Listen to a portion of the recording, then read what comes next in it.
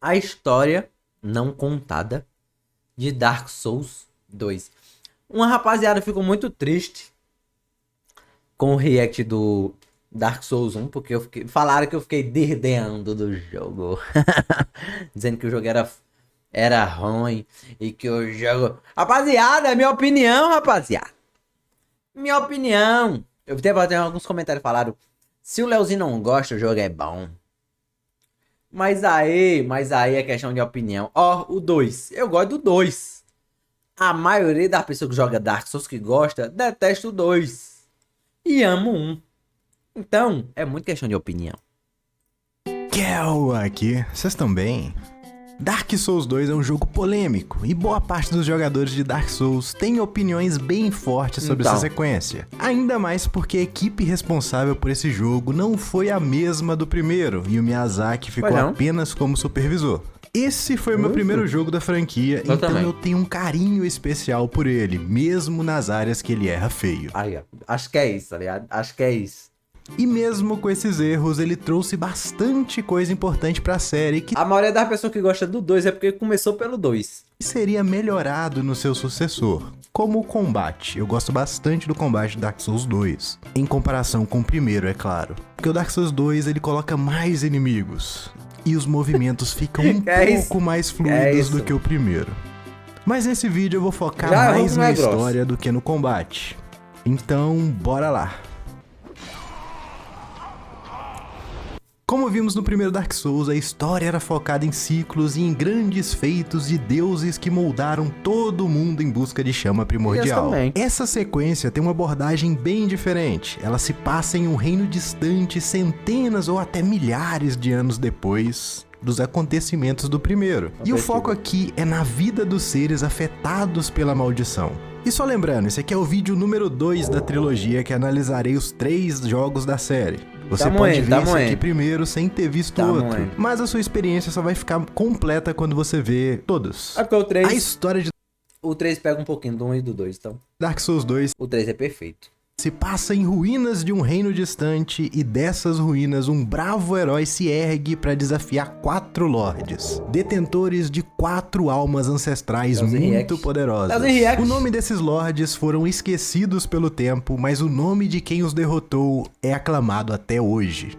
Vendrick, o herói responsável por unir as 4 almas de lordes e com seus poderes erguer um reino em cima das ruínas de uma civilização antiga, o reino de Drain Lake. Com a prosperidade de seu reino, imigrações começaram já bateu nostalgia já. Rapaziada, vocês querem o whey protein? É de cookies. A se tornar comuns e Vendrick agora como rei se apaixona por uma mulher de beleza inigualável chamada Nashandra. Nashandra sempre se mostrou muito preocupada com a soberania do reino e alertou o rei que existia um reino de gigantes depois dos mares, um reino de criaturas monstruosas e conquistadoras, e que o crescimento e prosperidade de Drain Lake logo chamaria a atenção desses seres que viriam destruir o reino. Vendrick então juntou seu exército e velejou para esse reino além do mar, atrás desses furiosos gigantes. É bom que o gigante tava fazendo nada, boy. A batalha foi sangrenta. Cada A Nashandra falou, epa, tem gigante ali, ó. Aí esse rapaziada falou, não tem condições, eu vou ter que ir lá matar. O gigante era 5 vezes maior do que um soldado de Drain Lake, e alguns deles tinham até conhecimento de piromancia. Mesmo com essas baixas absurdas em seu exército, Vendrick conseguiu derrotar os gigantes e do reino dele ele trouxe um artefato peculiar, um objeto capaz de manipular a alma e selá-las em outros objetos. Voltando dessa grande batalha, a primeira ação que o rei fez foi encontrar essa mulher de beleza inigualável e visão de futuro para fazer ela sua rainha e construir um reino junto. Mulher desse tamanho também, barão. Pelo amor de Deus. Vendrick tinha um irmão mais velho chamado Aldia, que diferente do rei, não tinha tanta proeza em combate, mas era uma mente brilhante e mega curioso. Aldia então ajudou Vendrick a utilizar o poder desse artefato para manipular almas e criar golems, seres autômatos que conseguiam realizar funções específicas quando alimentados por almas. E com o poder desses golems, Vendrick construiu um castelo inteiro em homenagem à sua rainha visionária. Mas a paz em Drain Lake seria abalada novamente. Os antigos inimigos vieram atrás de vingança. Os gigantes derrotados ficaram anos se reerguendo para poder atravessar o mar e pôr um fim no reino de Vendrick. O exército de Vendrick é surpreendido por bolas de fogo colossais e tropas de gigantes vindas do mar. O rei dos gigantes liderava um exército sedento por vingança. A batalha parecia que não tinha fim e as tropas de Draenlake estavam sendo massacradas pelos guerreiros colossais enfurecidos. O avanço dos gigantes era inevitável e qualquer momento o único forte que defendia Draenlake cairia. É bizarro ter zerado esse jogo 1 bilhão de vezes e não saber a desgraça da história, mano. Pelo amor de Deus. O jogo não conta! Mas em meio a todo esse desespero, um herói surge. Um guerreiro capaz de desafiar os gigantes. Esse personagem desafia o rei dos gigantes e o vence. O rei? Como é o nome do rei que eu também não sei mais? E com as tropas sem a liderança do rei, o exército de Vendrick conseguiu virar essa batalha e derrotar todos os gigantes. Os gigantes que não foram mortos em batalha ficaram presos no reino. É o rei mesmo, e mesmo com a destruição total do forte que defendia Draenlake, a paz foi novamente conquistada. É verdade, é nóis. É nóis. Tem que ler a descrição do sabão de coco pra entender a história. Ei! Tem mesmo, viu? É nós que volta no tempo, é verdade. Eu não tinha pego isso aí, não, ó. Eu tava na cabeça da gente e volta e luta contra esse gigante. Só que eu achava que a gente entrava na memória dos gigantes. A gente vai voltar no tempo? Tá bexiga, mano. O rei corre com medo, né? É verdade.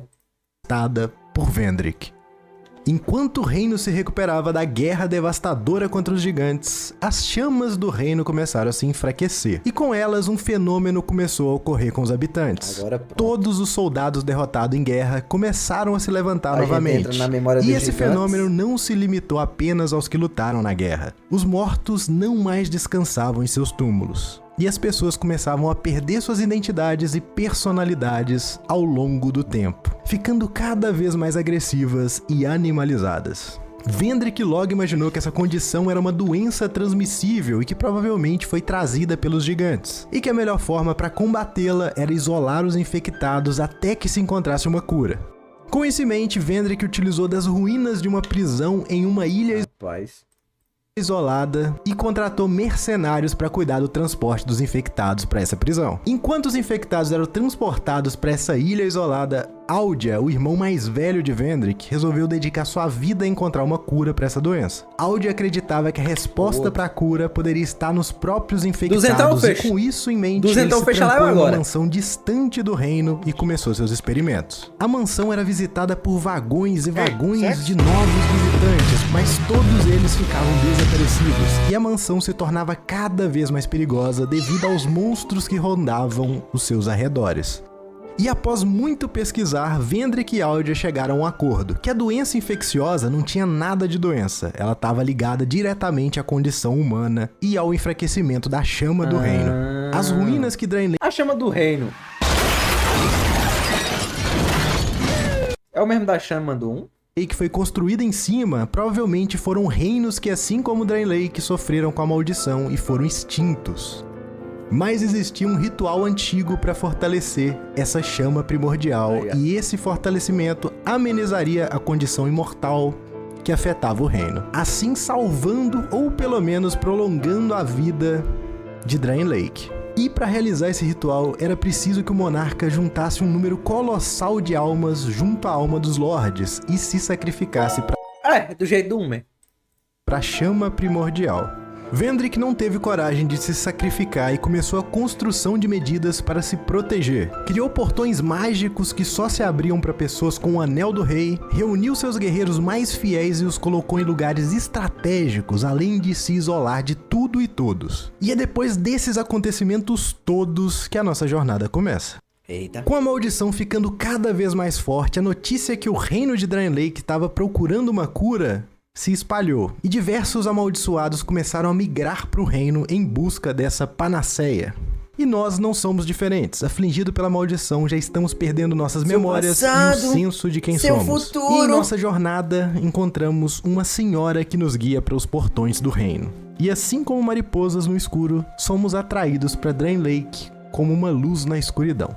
Após saltarmos, já Esse jogo é tão bom, jogo. acordamos nos arredores do reino. E as primeiras pessoas que encontramos são essas 4 mulheres, que zombam da nossa condição e dão a entender que aquela velhinha do início da cutscene já atrai novas pessoas pro reino há muito tempo. É gostosa. E que todos por ela atraídos fracassam e se tornam hollow.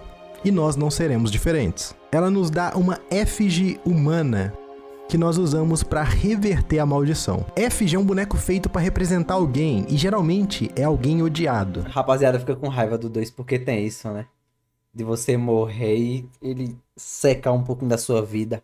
E nunca é uma homenagem. Efígies são usadas para serem queimadas ou destruídas. E a melhor forma de encontrar esse item é invadindo outros jogadores que não estão em estado hollow e a gente mata eles. A recompensa é ganhar essa efígie. O que dá para entender que essa efígie não é uma forma de curar a maldição, mas sim de passar para outra pessoa. Saindo da casa das senhoras, nós damos de cara com uma caverna que tem um tutorial opcional. Tem um anel no começo que já resolve isso. Ele não cancela. Ele não cancela esse efeito, Barão. Ele fala, ó, a partir daqui tu não diminui mais não, Barão. É mais ou menos isso que ele faz. Aí... Mas não vale a pena usar esse anel, tá ligado? Aí que tá. Tem outros muito mais vantajosos. Esse tutorial é muito sem graça, ainda mais se a gente compara com o Undead Asylum do primeiro jogo, que é um tutorial tão orgânico que você nem percebe que é um tutorial. Mas aqui não, aqui é cheio de placa, cheio de lugar opcional que você pode entrar ou não, então é um tutorial bem porquinho, assim. Sim. Quando a gente finalmente sai desse tutorial, a recompensa é o hub mais bonito da série, Majula. Uma pequena vila de frente para o mar, onde encontramos uma das únicas pessoas na série Souls inteira que realmente te incentiva, a Emerald Herald. Ela nos pergunta se seremos o novo monarca ou um mero peão do destino, que ela sempre vai estar do nosso lado até que essa frágil esperança acabe. Ela nos dá o Estus e pede para procurar o rei, Vendrick, que fez Draenor. Bolero mandou R$1. Levei um tiro. Foi meio. Que ser o que e morreu. Um dia já foi e que conseguiu ver a real essência da alma humana. Mas para conseguirmos encontrar Vendrick, nós temos que fortalecer a nossa alma procurando 4 seres extraordinários com almas muito poderosas. As almas primordiais. O bom é que o 3 também tem... Eu tô dizendo, o 3 tem muito questão do 1 e do 2, né? Bom, quem jogou o primeiro... Porque no 3 também você tem que pegar a alma dos bichão lá. Primeiro tá vendo uma semelhança. É óbvio, Bruno. Aí, né? Majula tenta ser uma Firelink e no começo do jogo você tem várias opções por onde começar a sua jornada. A Floresta dos Gigantes. É bom aqui que você pode escolher pra onde você vai mesmo. A Torre de Hyde ou pular nesse buraco aqui. E o que vai te limitar é a dificuldade dos inimigos. Mas diferente de Firelink, os mapas em Dark Souls 2 não são tão conectados entre si. Então é uma falsa sensação de conectividade. Sim, todos voltam, né? Todos vão para lugares distintos, mas sempre voltam. 14 mandou R$10. O Palauzinho voltei, tá vendo o quê? Tô vendo a história não contada de Dark Souls 2. Mas você pode escolher por onde... Eu vi Manhua, você perdeu, eu vendo Manhua aqui. De começar, pelo menos. Assim como no primeiro jogo, nós vamos seguir uma rota padrão. Passei nem do início dessa bomba, tava tão difícil que deu jogo pro meu primo. Junto em um dos meus trocentos 360. E ele nunca zerou também. Aí é bomba! Porque tu não zerou? Ou é porque você é chola? Deve ser porque você é chola. Então vai ser bem tranquilinho, nós vamos pela Floresta dos Gigantes. Essa floresta é onde a grande batalha de revanche dos gigantes aconteceu, e nela podemos ver vários soldados do exército do Vendrick, todos hollow. A única coisa que eles lembram é que tem que defender esse local, não importa por quê. Além desse monte de soldado, nós temos vários corpos de gigantes, e o curioso é que esses gigantes estão se transformando em árvores, e algum deles dão... Zerei o DS1 e o DS3, não teve jeito, tropei o DS2, tá vendo? Tá vendo? Tá vendo? Se você começa pelo 1 ou pelo 3, você não gosta do 2. É fato. É fato. Eu comecei pelo 2, amei o 3, não gosto do 1. Eu dropei o 1, mas eu vou voltar e vou jogar. Quero ter todo na minha carteira de trabalho zerado. Até sementes, que é um item específico desse jogo para PVP que você usa para quando alguém te invadir, todos os mobs atacarem essa pessoa que te invadiu. Responda por quê? Porque tem muito inimigo, pô. Spams de inimigos absurdos que eu achei muito chato. Mas eu vou jogar. Em vez de te atacar. Os gigantes se transformando em árvore é uma temática recorrente Não é motivo? Ué? Da série. O ciclo de vida e morte. Eu dizer que eu não gostei porque tem muito inimigo, não é motivo. É um motivo de eu não ter gostado do jogo, mas eu tô dizendo que eu vou jogar. Tenha calma, tenha calma. Falaram que depois o jogo melhora, Barão. É algo que vai se repetir bastante nesse jogo. E como eles são complementares. Para algo nascer, algo tem que morrer. E aqui a morte dos gigantes nos deu essa floresta. Nessa área, além das defesas do forte, nós encontramos pela primeira vez o Pursuer, um cavaleiro gigantesco. É da hora o visual desse bicho. Sabe o que é chato desse bicho? Ele é um boss muito legal. Chato que ele fica flodando a desgraça do jogo todinho.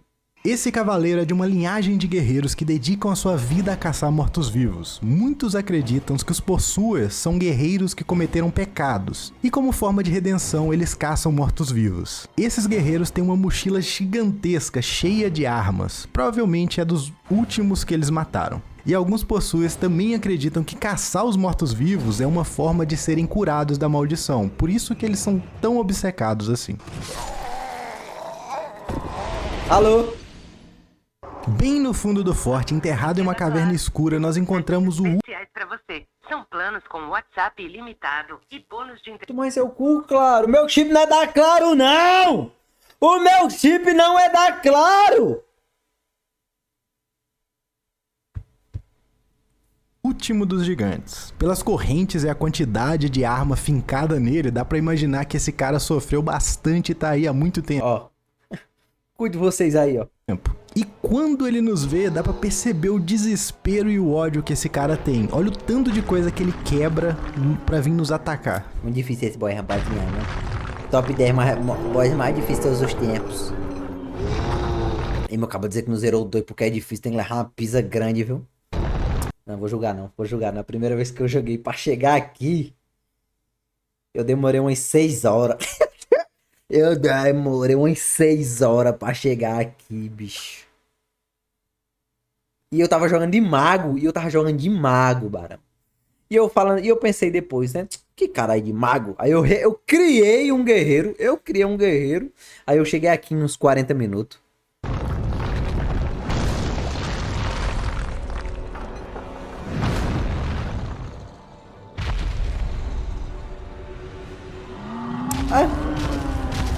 Eu só jogo isso aqui com a espada grande. No momento que ele arranca até o próprio É porque eu gosto mais de usar armas pesadas. Braço pra usar de arma contra a gente. Esse gigante é um dos sobreviventes da Grande Guerra e ele vai voltar mais pra frente. O último gigante. Na nossa história. E tudo vai fazer sentido. Mas por enquanto, ele vai ser só o nosso primeiro boss.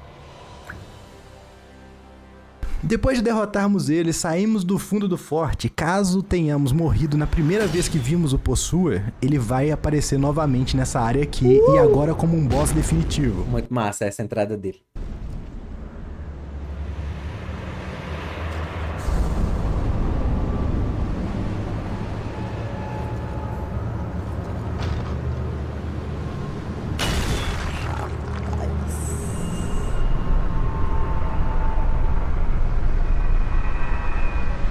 Tem como você usar essa besta aqui gigante aqui pra dar um dano extra nele, que quase mata ele, é uma estratégia super forte. Você dá 2 flechadas nele, ele morre. Mas você tem que pegar o time certo antes dele quebrar. Tem uma besteirinha, você consegue dar um parry nele muito fácil e mata ele. É um macete, velho, muito besta. Que estraga a luta contra esse boss. Mas deixa fácil.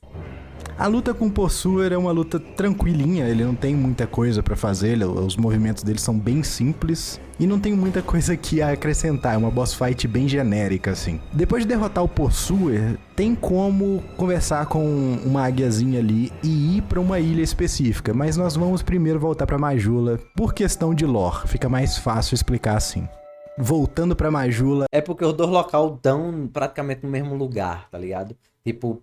Daquela primeira fase ali, ele leva ele pra um lugar. E se ele for por aqui, ele chega também nesse lugar. Só que por caminhos diferentes. É uma legalzinho. A outra opção é a Torre de Hyde. Aqui existiu uma cidade antiga que foi destruída pelo mar. Na primeira investida tu já consegue dar o parry nele. O que nós estamos vendo aqui é o que sobrou dela. Uma grande torre em homenagem a um deus do fogo antigo. Eu acho massa esse mapa. que hoje serve como farol, e uma catedral muito similar com as construções de Anor Londo, a cidade dos deuses em Dark Souls 1. Os inimigos principais daqui são os Old Knights, esses cavaleiros gigantes de um reino antigo, tão antigo que as armaduras deles estão corroídas pelo tempo e pela maré, e até hoje eles estão a postos para defender o que restou desse reino aqui. É impossível ver esses cavaleiros de um reino antigo e não fazer uma ligação direta com os sentinelas que protegiam Anor Londo no primeiro jogo. Muito mais foda, né? Somado ao design da catedral, é evidente que é de propósito. O Doom é mais foda. Quando a gente chega na catedral... Eita, esse daqui é pica, mas também é completamente um bagulho do 1, copiado do 1. Nós somos recebidos por uma figura bem familiar de Dark Souls 1. É, o antigo matador de dragões. Esse chefe usa a mesma armadura e lança que o lendário Ornstein do Dark Souls 1. A única diferença é que a armadura aqui não é mais dourada e seus ataques não são de raio, mas sim de magia negra. Quem assistiu a primeira parte de Dark Souls 1 deve lembrar que eu disse que a Guinevere se apaixonou por Flann, o deus do fogo, e deixou o reino de Anor Londo para um reino distante. Com todos esses indícios, é de se acreditar que essas ruínas eram do reino antigo que Guinevere e Flann fundaram. Por isso os cavaleiros parecem com sentinelas. Essa gema da vida é muito boa. Por isso que a catedral remete a de Anor Londo. E o antigo matador de dragões seria uma reencarnação da alma poderosa que Gwyn deu a Ornstein em Dark Souls 1. Por ser um dos cavaleiros... Olha, isso aqui é que é complicado, mano. Quando eu jogava o 2 eu não sabia disso aqui, mano. Mas quando eu fui jogar o 3 é bizarro. Rapaziada sempre reclama de esse êxito ser uma lentidão para ser bebível. E quando eu zerei o 3 e fui rejogar o 2 e realmente é hora de ceboseira. Cavaleiros mais leal e ter a missão de proteger a sua filha. Então ele estaria aqui porque provavelmente a Guinevere passou por aqui e ele ficou. E aqui nós batemos novamente no tema recorrente de Dark Souls 2, a reencarnação e renovação do ciclo. Assim como a alma poderosa de Ornstein foi reencarnada nesse cavaleiro, vamos ter outras almas poderosas tendo influência em outros personagens dentro desse jogo. Esse era um boss opcional. Agora do lado oposto, temos outro chefe. Esse é o Old Dragon Rider. Vendrick possuía uma tropa de elite de guerreiros que conseguiam domar e voar em wyverns, que são esse tipo de dragão aqui. E gordão pra cacete. Eles foram responsáveis por ajudar a dominação. O 2 é praticamente o mesmo tempo do 1 e o pessoal não fala disso não. Eu nunca vi ninguém falando não, dizendo que é no mesmo tempo não. Mas parando pra pensar, meio que faz sentido, né? Porque, tipo, é como se a chama primordial de ambos se enfraquecesse. Aí, enquanto no 1 tá tendo aquela lore todinha, no 2 tá tendo essa daqui.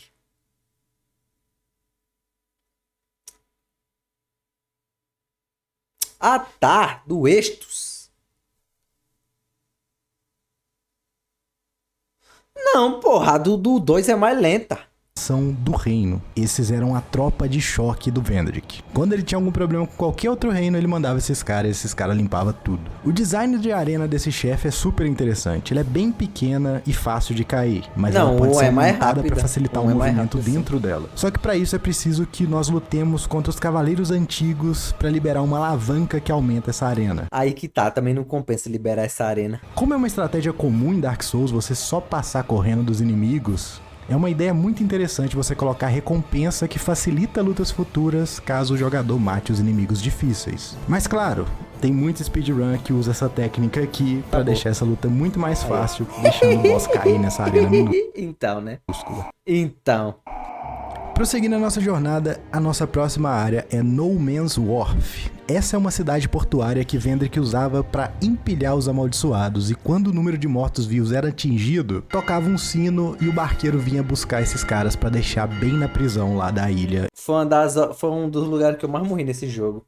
Distante, que se chama Lost Bastille.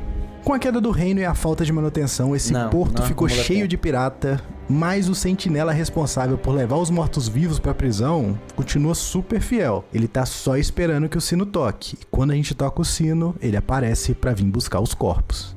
E quando chegamos no barco, a luta é contra ele. E é uma luta relativamente simples, ele é um bicho bem diferente. A única coisa diferente dessa luta é que a água do barco vai aumentando, então se você demorar muito nessa luta, essa água vai deixar você cada vez mais lento até a ponto que você não consegue mais rolar. E aí você vai morrer, né? Agora na Tá aí, eu não sabia disso não. Bastilha Perdida, ou Lost Bastille, nós temos um número absurdo de soldados e executores do lado de fora. Esses eram os caras responsáveis por manter os presos sob controle. Só que, bom, eles também ficaram hollows, né? Então não deu muito certo essa missão aí deles.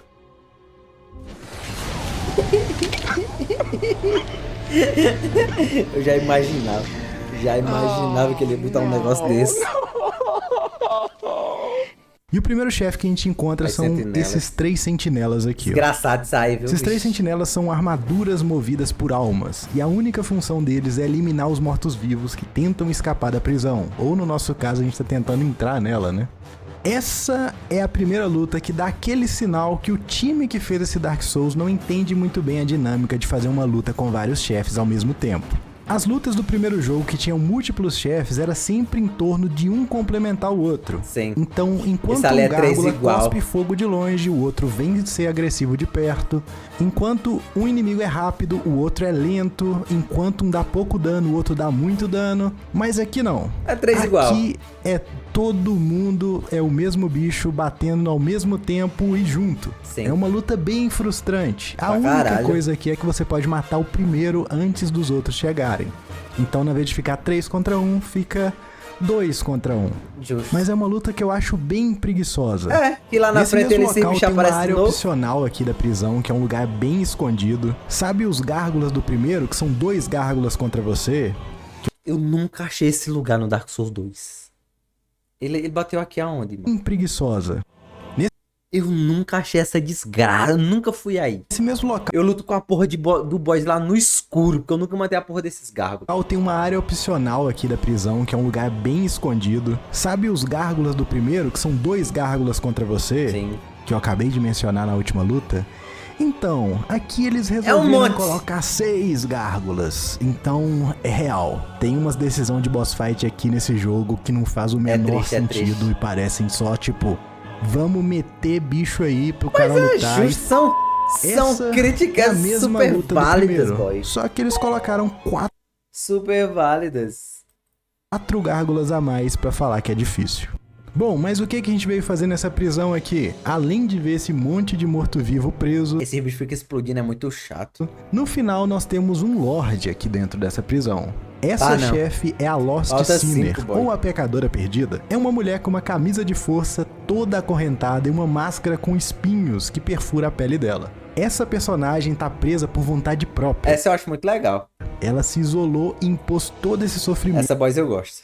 A ela mesma por ter tentado reacender a chama primordial há muitos séculos atrás. Quando entramos na arena, um inseto do caos entra na sua máscara e ela fica doidona. E tem muita hipótese que esse inseto é o boss, o que tá controlando ela. Então ela se isolou para evitar que esse inseto faça ela correr até a chama primordial novamente. E quem seria esse inseto? Bom, no primeiro jogo nós vimos que a bruxa de Izalith tentou recriar a chama primordial e o resultado disso foi catastrófico, transformando ela em um inseto.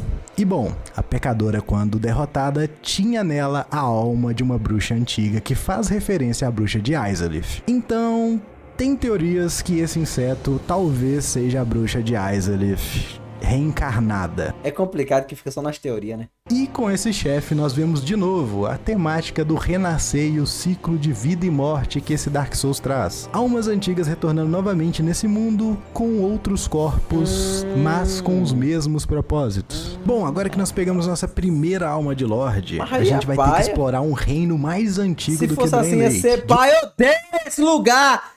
Que lugar desgraçado! Um rei que tinha o poder de manipular ferro. Esse rei era tão poderoso que criou um exército de soldados metálicos e construiu todo o seu reino em ferro. Esse reino é um pouco distante e... Eu gosto daquele que você sobe uma torrinha e chega aí, não faz zero sentido. Passa live todo dia, mano. Primeiro nós vamos ter que passar por Huntsman Copse, que é uma floresta que foi utilizada pelo antigo rei de ferro para caçar morto-vivo. Seu grande império também sofreu com a maldição e a solução que o rei tomou foi designar os seus melhores soldados para patrulhar e caçar mortos-vivos nessa floresta. E só pelo design dela dá pra você ver que ela tem várias celas. E tem um bicho preso. Agora dá mal pra identificar quem é guarda, quem é prisioneiro. quem é bandido, quem não é bandido, porque a maldição veio pra todo mundo. Muito fácil, Barão. Se ele tiver só 4 dedos numa mão, ele é bandido. Que engraçado. Não importava qual que era o seu cargo. Nessa floresta nós temos, além de celas e de caçadores, uma arena gigantesca opcional com uma carruagem que a única função dela era torturar os mortos-vivos. Isso aí só serve pro cabo pegar a porra do anel do cavalo. Ixi, lá eles que estavam presos ali. Essa carruagem ficava rodando eternamente nessa arena e triturando os corpos das pessoas amaldiçoadas por puro sadismo do rei. E esse boss opcional também se tornou Hollow quando a gente chegou, mas ele continua fazendo essa tarefa eterna de ficar triturando as pessoas. Tanto que eles Que anel? Não manja? Com todas as cartas. Quando você mata ele, você usa um braseiro, aí ele vai ficar mais forte, aí você vai lá e mata de novo. Ele dropa o anel Clorant mais 2, que é aquele de vigor. E se tornaram apenas ossos. No fim da floresta, nós encontramos essa caverna aqui com 3 esqueletos sentados em tronos de ossos. Esses 3 esqueletos são os comandantes dos soldados responsáveis por caçar e torturar os mortos-vivos dessa floresta. Eles também foram afetados pela maldição e acabaram perdendo a memória do real propósito deles estarem ali, mas assim como a maioria dos Hollows, eles mantêm os hábitos que eles tinham quando eram vivos. E esses 3 só sabiam comandar. Então eles pegaram os ossos das pessoas que foram torturadas, fizeram esse pequeno reino de ossos e continuam mantendo seu status de comandante. Só que ele tá muito fraco, bicho. Agora eles são comandante dos mortos pra caçar quem aparece nessa floresta indiscriminadamente. E se você percebeu, eu não tô comentando muito das lutas desse jogo, porque esse jogo tem muito chefe. Só que a maioria dos chefes é um bando de luta genérica. Essa aqui, por exemplo, é simplesmente você bater nos comandantes, eles vão morrer e vão virar mais esqueletos. Aí você bate nos esqueletos e matou o chefe. Pronto. Então tem bastante chefe aqui que é só pra encher linguiça. Pra caralho.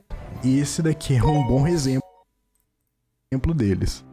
Saindo da caverna dos esqueletos, nós vamos chegar no Vale da Colheita. E apesar do nome parecer uma coisa boa, esse local é lotado de gás e líquido venenoso. Esse vale era onde o antigo rei de ferro tirava sua matéria-prima para construir o reino. E a maioria da mão de obra aqui era de pessoa que começava a ser afetado pela maldição. E por isso que nós temos esses supervisores aqui, ó, montados nesses gigantes. A função desses caras é oprimir os escravos a trabalhar. Quando um escravo se rebelasse ou simplesmente estivesse num estágio que não dava mais pra trabalhar, esse cara era realocado pra floresta e lá ele ia ser caçado e torturado por toda a eternidade. É a lore do mapa. O vale não foi sempre cheio de veneno, isso aqui aconteceu por causa de uma escavação que o rei estava fazendo e liberou toxinas. Mas como o rei nunca se importou muito com a condição de trabalho dos servos dele, ele manteve a galera ali escravizada trabalhando, mesmo assim, e foda-se. O design desse mapa é bem interessante e frustrante, é um mapa bem vertical e cheio de buraco, lotado de veneno e que serve como labirinto. Tem bastante item escondido aqui, mas pra você pegar esses itens você tem que ficar cheirando esse gás gostoso. É um level design super frustrante, mas eu acho bem feito, porque... Por que eu gosto desse jogo, mano? Tudo que o cara critica, eu concordo com a desgraça da crítica dele. É porque o jogo ele é legal, eu gosto do jogo. Porque o propósito do level design é te mostrar como as pessoas que trabalhavam aqui se sentiam. E quando você tá nesse buraco, a coisa que você mais quer é sair, mas você não consegue nem enxergar um palmo na sua frente. Você vai lá e cai no final do vale nós temos aqui o moinho. Nesse moinho nós temos 2 chefes, a Mita, a rainha, e o demônio ganancioso. Mita era uma mulher muito bonita que todos no reino desejavam. Por que ela fica assim? Mas ela era apaixonada pelo Rei de Ferro, e esse amor não era recíproco. Mesmo após o casamento dos dois, ela sabia que o rei tinha uma amante. E eu sei que o outro era apaixonado por ela, o lesmão. Então ela começou a se tornar paranoica com sua aparência em busca da beleza perfeita. Porque com a beleza perfeita ela iria fazer o rei largar a amante e dedicar toda a vida a ela. Era só matar a amante. Mita, ela era uma alquimista, então ela começou a produzir maquiagem, poções, tudo para tornar ela uma pessoa mais bonita do mundo. Seus investimentos chamaram super a atenção de um membro da corte, um cara muito rico, que ficou completamente apaixonado por ela. E isso foi o sinal que ela precisava para ter certeza que seu plano daria certo. Ela só precisava de ingredientes novos e doses maiores que ela ia se tornar a pessoa mais bonita do mundo. Foi aí que a rainha começou a utilizar dos líquidos venenosos encontrados nas minas de ferro para construir suas poções e maquiagens. E totalmente focada só no rei, Mirta ignorou totalmente o amor daquele homem que entrou em depressão e começou a comer compulsivamente. Nessa sua fome insaciável, o nobre começou a comer de tudo, não tinha mais restrições no seu cardápio, ele comeria tudo e todos. E nesse frenesi ele acabou se transformando nesse demônio gigante gordo aí. Mas mesmo transformado nisso, ele... Como é que você é um boys? Continuou fiel à rainha e nunca abandonou ela, e continuou, mesmo deformado, um guardião dela. Já a rainha, com seus exageros de maquiagens e poção, começou a sentir sua pele cada vez mais escamosa, seu corpo cada vez mais frio, até se tornar uma criatura um pouco reptiliana. E quando as outras pessoas do reino viram ela, ela foi sentenciada à decapitação.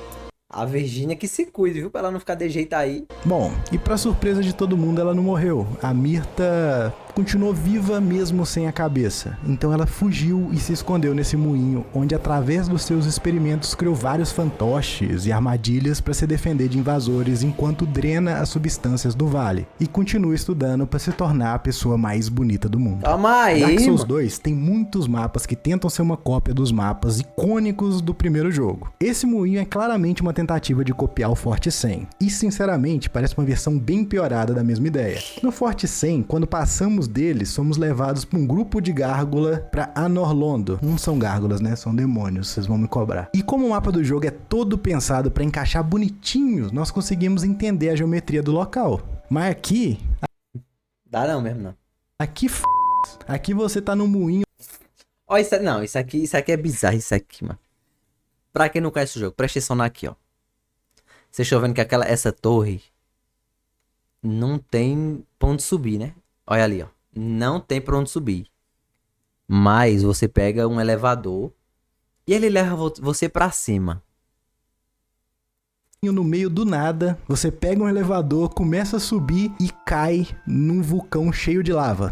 Você sobe pro céu e cai num vulcão cheio de lava. Me diga qual é a explicação, pirata. Você tá dizendo que tem? Não faz o menor sentido geográfico, mas E esse local se chama Iron Keep, ou Fortaleza de Ferro. A presença do Rei de Fogo aparece em várias vezes durante o jogo, inclusive tem muita coisa importante da história que só vai ser revelada na DLC. Mas para facilitar o nosso entendimento aqui e não ficar muito picado, eu vou adiantar bastante coisa da DLC, e quando a gente chegar na DLC... O Nobre, ele é um Pokémon, coisa, porque vocês já sabem. O que eu vou falar aqui é uma teoria de um grande youtuber de Souls, que é o VaTVidya.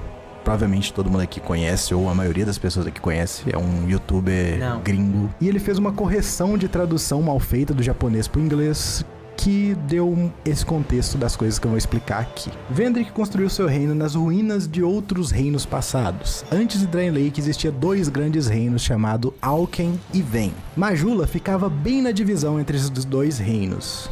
O Rei de Ferro nasceu como Lorde do Reino de Alken, que em busca de mais poder e recursos travou guerra com o Reino de Ven. A batalha se estendia e parecia que não tinha fim, até que um cavaleiro de uma terra distante se ofereceu para servir o Rei de Ferro, que até então não era o Rei de Ferro. Esse cavaleiro era o Alone. Ele se destacava no campo de batalha porque ele tinha uma espada mega rápida e precisa, e ele usava umas técnicas marciais que ninguém tinha visto no reino. Com o sucesso estrondoso das técnicas dele, ele começou a treinar os soldados do Rei de Ferro em suas artes marciais, que foram definitivas para vencer Ven. Agora, com o reino inteiro sob o controle do Lorde, finalmente ele poderia se declarar rei. Com a fusão de Alken e Ven, um reino tão gigantesco, com a metade dele destruído pela guerra, grande parte dos recursos eram gastos só para tentar manter esse reino sob controle. E com essa demanda gigantesca por recurso, o rei começou um monte de expedição cada vez mais distante para coletar recursos. Em uma dessas escavações por minerais, o rei encontrou um cetro mágico que através de altas temperaturas era capaz de manipular e gerar ferro. E com esse grande poder em mãos, o rei mudou seu nome para o Rei de Ferro. Ele construiu uma torre gigantesca onde ele manipulava esses recursos e reinava. E com a abundância, ele consolidou a sua posição e a prosperidade do reino parecia ilimitada, agora que ele tinha ferro infinito. A fama crescente do reino trouxe pessoas novas. Rapaz, o rei começou a receber várias visitas de magos, feiticeiros, artesãos que queriam impressionar o rei e se tornar corte. Mas um deles se destacou bastante, que foi o Magus Aegil. Ele era um piromante mega talentoso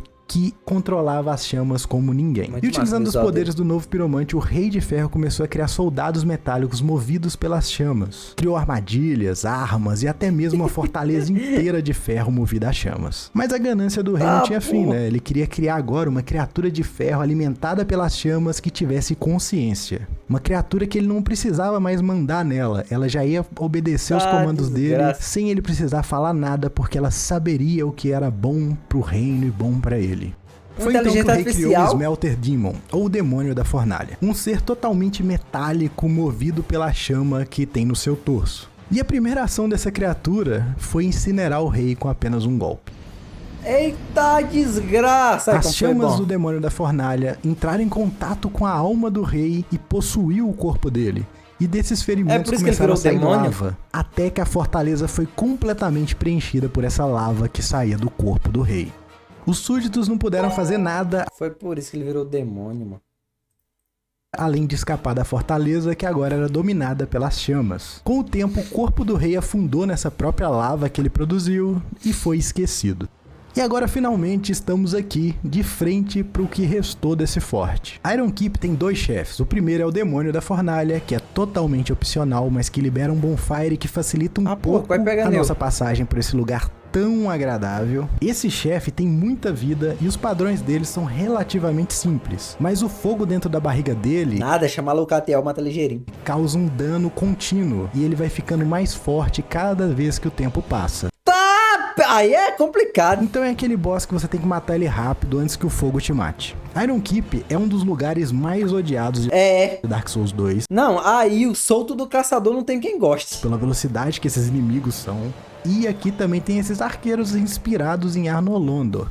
Então é uma experiência bem frustrante. Além desse monte de sala minúscula, cheia de armadilha, qual a classe que mais bastante a vida da gente.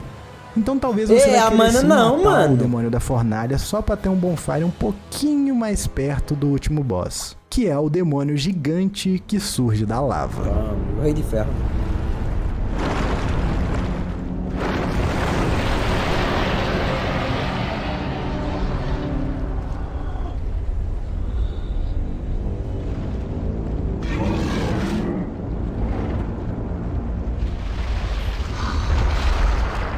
Aquele mago é desgraçado mesmo.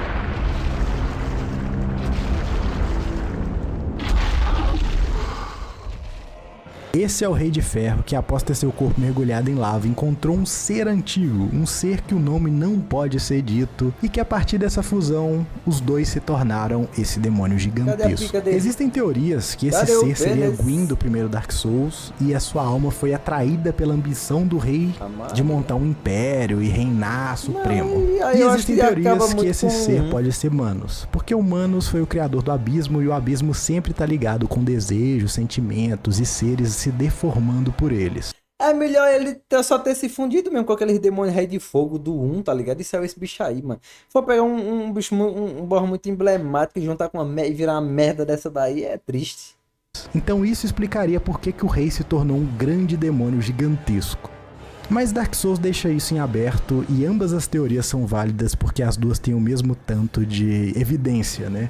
Que é quase nenhuma. Eu particularmente gosto de acreditar que essa seja a alma ou um fragmento da alma de Gwyn, porque se encaixa melhor na temática recorrente dos 4 lords voltando em outros corpos e cometendo os mesmos erros. Derrotando o rei, nós conseguimos agora só mais 2. A segunda alma de Lorde, e agora nós vamos precisar de mais 2 só pra poder ver o rei Vendrick. De volta em Majula nós temos no centro da cidade um poço gigantesco. Matar o rato no Esse é o local de descarte do reino. Tudo não desejado é jogado ali. Até mesmo pessoas. E ao descermos ao poço, nós chegamos numa catacumba cheia de ratos com estátuas em homenagem a eles. Essa boss fight é a boss fight mais genérica de todas do jogo, porque é um bando de ratos te atacando e você tem que encontrar o rato com o moicano pra matar ele e passar da boss fight. É isso, a boss fight desse local. E no final nós temos a premissa tem que matar o rato com o moicano. E ele fala que a gente tá no reino dele e nos conta que os ratos eram aliados dos humanos e tinha um acordo entre as duas espécies. Quantas vezes ele já falou genérico, o pior que é genérico. E o submundo seria dos ratos. Mas com a ganância dos humanos aumentando, vários deles começou a invadir o submundo em busca de tesouro e começou a matar os ratos. E aí quebrou a aliança. Essas catacumbas eram onde enterravam os religiosos de Drain Lake. Mas como quebraram as alianças, os ratos começaram a tomar a catacumba e fizeram a catacumba o seu reino. Esse rei do rato é uma covenante do jogo, então você pode se aliar para proteger essas catacumbas e ficar invadindo players que tentam matar esse boss. Mas é só isso. Ele existe praticamente para isso. Só Se a gente continuar descendo mais o poço, nós chegamos no The Gutter, que é uma tradução pra calha.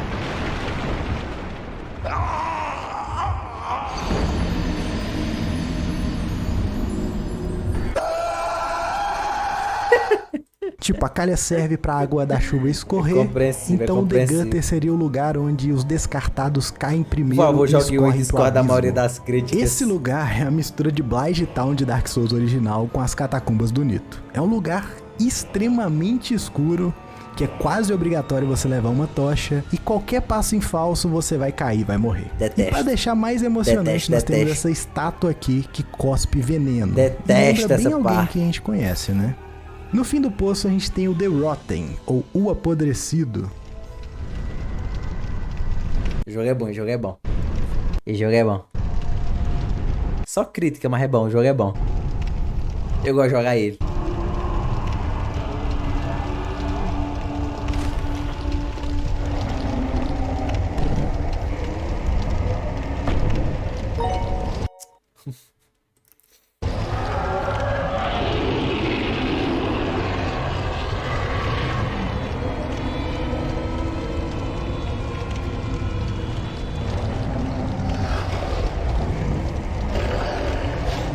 O olhinho dele é 2 cabeças.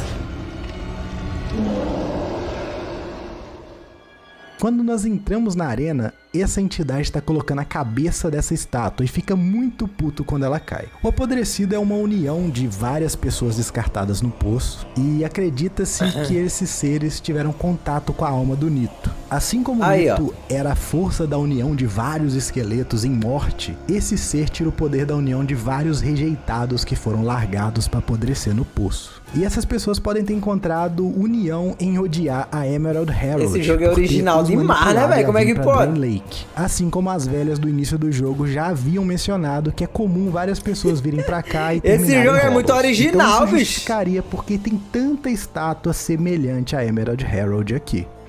E aqui nós caímos mais uma vez naquela temática. Grandes almas antigas voltando pra cumprir os mesmos propósitos. Paia. E agora com 3 almas, nós precisamos só de mais uma. Mas para isso nós vamos ter que passar para Shaded Woods. Esse bosque é coberto por uma neblina que nunca se dissipa. São Paulo. Muitas batalhas foram lutadas nesse São local, Paulo incluindo a das tropas do Vendrick contra os gigantes. E acredita-se que essa neblina e os fantasmas quase invisíveis que te atacam nesse lugar sejam fruto de tanto sofrimento. E o sofrimento, no caso, é nosso, né? Porque eu nunca vi que ideia boa é essa de colocar inimigo invisível. O que é isso, FromSoft? Inimigo invisível. No final do bosque e essa tortura com vários inimigos invisíveis, nós chegamos numa região que há muitos anos foi dominada pelo Duque de Seldora.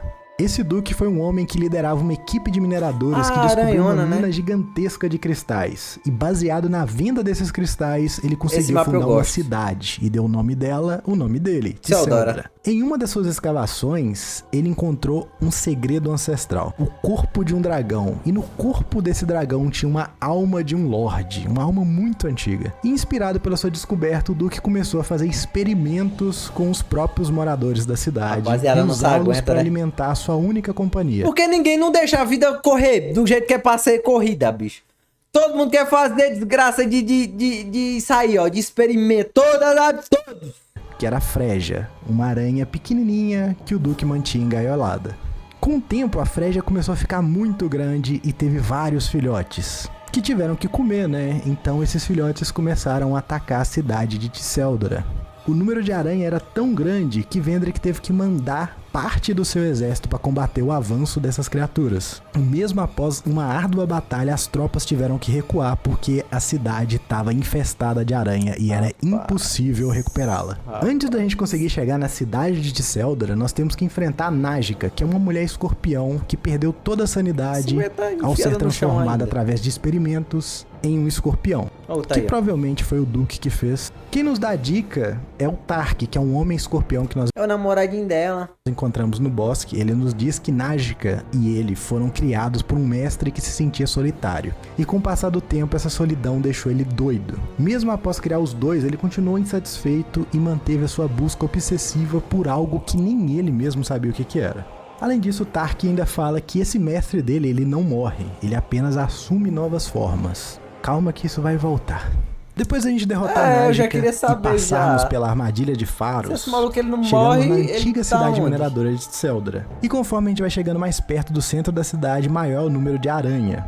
Até que nós chegamos na Phregia, a aranha gigante do Duque responsável pela destruição da cidade. Phregia é uma aranha diferente, ela tem duas cabeças, uma na frente e uma atrás. E quando matamos Phregia e vamos até os aposentos do Duque, nós vemos que ele já tá hollow e a alma de Lorde tava com a aranha. Então tem muita teoria que, na verdade, o Duque ele tenha conseguido transferir a sua alma pra aranha em um experimento que ele estava fazendo. Por isso que ela tem duas cabeças, uma da Phregia e a outra do Duque. E por isso que ela tinha a alma ancestral. A alma que estava com o Duque foi transferida pra aranha e era uma alma antiga de Lorde. E pelas dicas que o Homem Escorpião dá, é assumível que essa alma era de Sif, o dragão sem escamas do primeiro jogo, já que ela levou o Duque a ter obsessão a experimentos, a sequestrar moradores e por fim tentar se transformar em outro ser. Cadê a originalidade? Como Sif tentando se transformar em outro ser para ter imortalidade. Além de ser uma alma encontrada também em um dragão dentro de uma mina de cristal, né? Mesmo que o modelo do dragão não se pareça tanto com o de Sif, tem muita conexão com a história dele e o fim que ele leva em Dark Souls 1. Então é um paralelo meio que direto que você faz.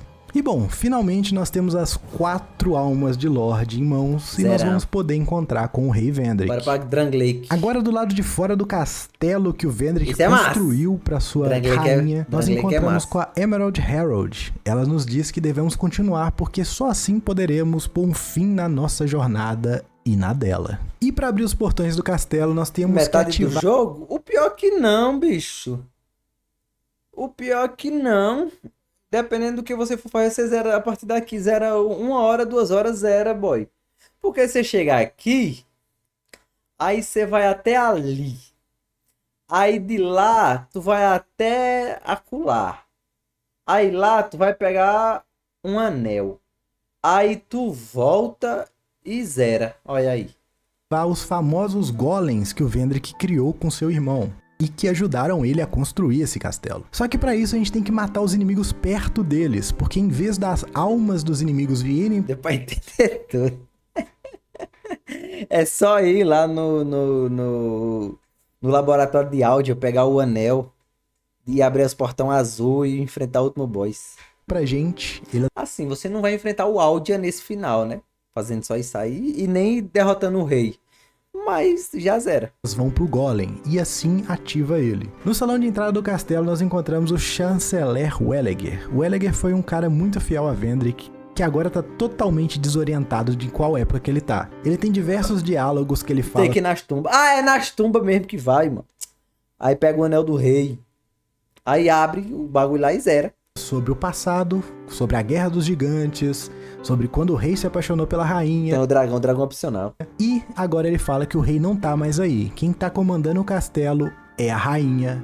É porque, ó, o dragão, ele vai lhe dar o bagulho pra você entrar na memória do gigante. Você vai entrar na memória do gigante, pegar as 3 almas do gigante. Aí sim você consegue derrotar o rei de maneira fácil. Dando bastante. Dando um dano nele. Trouxe uma paz tão profunda que essa paz parece a escuridão. Bom, esse NPC tá aqui só pra explicar a história pra gente. Ele não tem mais utilidade nenhuma além disso. E ele explica bastante coisa, que é uma coisa muito rara na série Souls. Você tem um NPC que conta tanta coisa. Grande parte das coisas que eu contei no laboratório de áudio também é opcional. Se a gente consegue pegar o anel do rei antes, então dá pra ir embora. No começo do vídeo foi esse NPC que revelou. Mas no fundo do castelo a gente encontra a rainha Nashandra no seu trono. E linda, solteira. Tá solteira, né? Que o rei já morreu. Morreu não, tá lá como Hollow. Ela nos conta que o Vendrick teve uma pena se ela virasse o Satanás no final do jogo, né? Força para construir esse reino, teve força para defender ele dos mortos-vivos, mas quando precisou que ele tomasse a atitude esperada de um monarca, tentei dar flecha ele teve nela. medo. E que é pra gente visitar ele, joguei magia, que não há mais flash. necessidade desse reino ter 2 governantes. A rainha tá mandando a gente pôr um finzinho no rei, né? E para prosseguir os passos do Vendrick, nós vamos ter que lutar com os 2 primeiros guardas que ele colocou para protegê-lo. Os 2 Dragon Riders. Enquanto um te enfrenta no mano a mano, o outro vai ficar lá em cima atacando flecha. E quando o primeiro chegar na metade da vida, o outro desce para ajudar. Eu confesso que essa luta de dupla desse jogo é uma das melhores e que menos me incomodou. É porque as outras... Triste, né? Nesse jogo. As outras são podres. Porque cada boss tem uma função e eles acabam se complementando, apesar que no final os 2 estão fazendo a mesma coisa. Não é a luta lendária do Ornstein e Smaug, ela é bem medíocre aqui, mas é uma luta ok. Da bexiga, tá Nosso próximo chefe do castelo. Fale desse! Castelo é o Cavaleiro Espelho. Esse cavaleiro era responsável por testar todos que queriam se tornar da guarda real do rei. O teste era simples. Se você sobrevivesse a uma luta contra o cavaleiro... Olha lá, até o Boto gostou. Você passava e estava pronto para se unir à guarda real. Com o rei se exilando, o Cavaleiro dos Espelhos ficou com um obstáculo que impede os que querem perseguir o rei. E essa é uma luta muito interessante, porque em determinado momento ele invoca um cavaleiro para auxiliá-lo. Esse cavaleiro pode ser um jogador que esteja tentando invadir você. Isso é legal pra caralho. Nessa área. Isso é muito legal. É uma mecânica muito interessante que eu confesso que eu curto bastante, mas que eu fiquei bastante puto quando eu fui invadido por um cara profissional de PVP no meio da partida. Aí é triste. Então tem isso também. Contra um chefe. Então fica um pouco injusto, né? E para você ser invocado pelo cavaleiro, você tem que ter derrotado ele e usado um cristal vermelho para invadir quem tiver nessa área. Esse cavaleiro estava protegendo o Templo de Amana. Tá, pra falar a verdade, eu não sei se ele estava protegendo o Templo de Amana ou estava protegendo você do Templo de Amana. Esse aqui foi um dos locais que mais levou patch, porque o dano dos inimigos aqui era super alto, você quase morria com um golpe só. E quando você passa, você cai no buraco. E, além de você poder cair... Tem a porra do sapa ainda. Na água e morrer nos buraquinhos que tem aqui, você também não conseguia rolar direito e nem correr nessa água. Era uma experiência muito marcante em Dark Souls. Marcante mesmo. 2. É marcante, você não esquece? E quando você era invadido aqui, meu amigo, era muito divertido. Nossa, era muito bom. Esse templo de Amana era um local onde eles faziam vários ritos de passagem para os mortos chegarem acalmados na cripta, onde eles passariam toda a eternidade repousando. Com a ruína do reino, a tradição foi perdida, restando apenas as Milfinitos, que são essas mulheres atraentes que cantam para acalmar os mortos. Mato todas. Conversando com uma delas, elas nos conta que na verdade elas são fragmentos do Nito, que nasceram da sua queda, e só lhes resta cantar para acalmar os mortos, porque elas não têm outra função. As Milfinitos são Hollows, e elas utilizam poderes, magias, para parecerem mulheres bonitas, mas na verdade elas são um bando de gente bem feia. Mais pro fundo do templo, guiados pela melodia, nós somos levados O demônio da música aí, ó. a uma sala com um demônio gigantesco. Esse é o demônio da canção. Esse ser foi aprisionado há muitos anos nesse templo e os rituais eram uma forma de acalmá-lo. Só que com a quebra dos rituais, o demônio da canção foi liberto e ele aprendeu a imitar a música que ele ouvia das Milfinitos para atrair a gente e papar. Essa lore dele é legal. E finalmente atrás do demônio nós temos as criptas onde repousa os mortos. E ao chegar no Bonfire, nós somos surpreendidos por essa cabeça deformada flamejante. E essa cabeça nos pergunta, qual o real motivo de querermos quebrar essa suposta maldição? Ele não aparecia antes disso, não?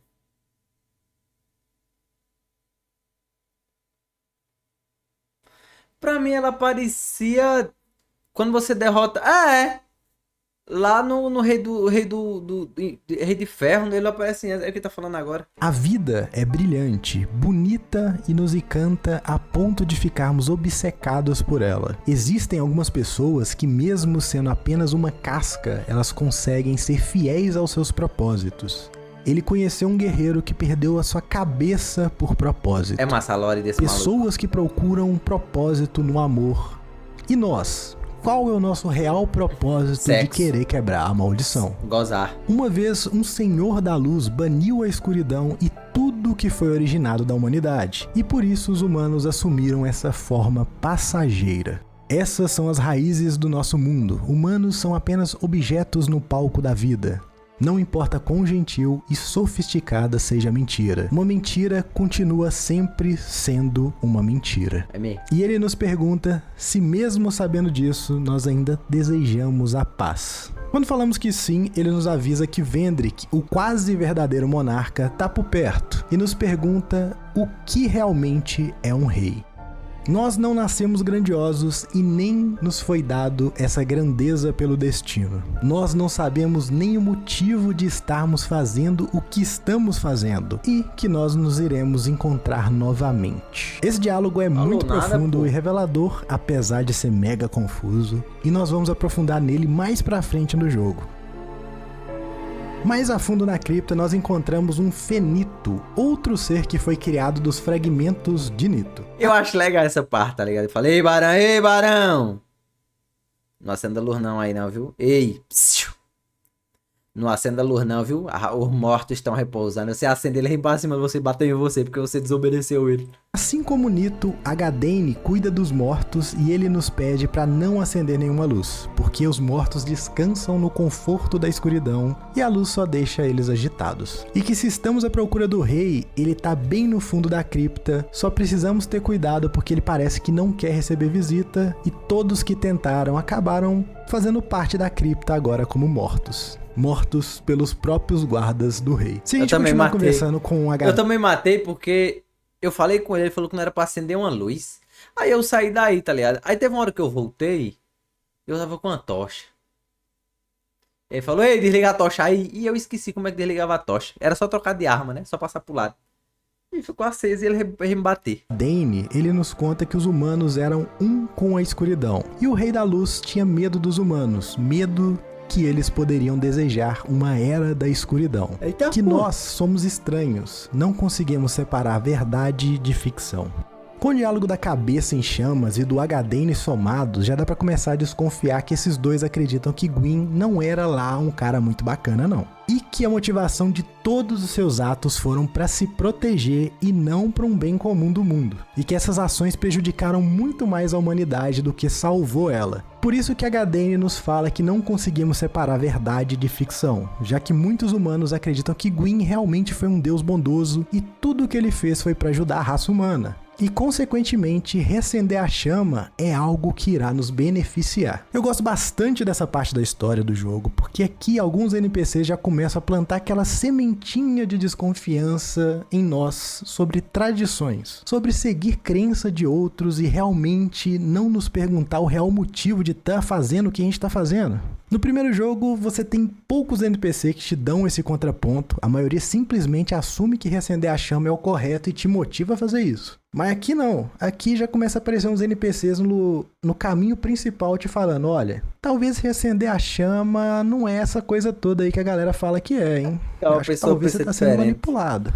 Bem nas profundezas da cripta, protegida por 12 forma. guardas, nós conseguimos entrar na antessala e encontramos o guarda-costa do Vendrick, Vestaldit. Esse é legal. Tá aí, ó.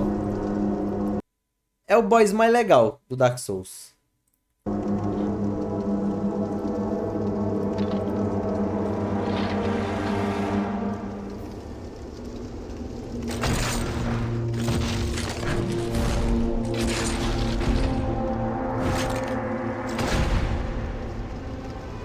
Esse cara é um clérigo que, assim como nós, foi atraído até Drain Lake e não fazia a menor ideia do porquê estava ali.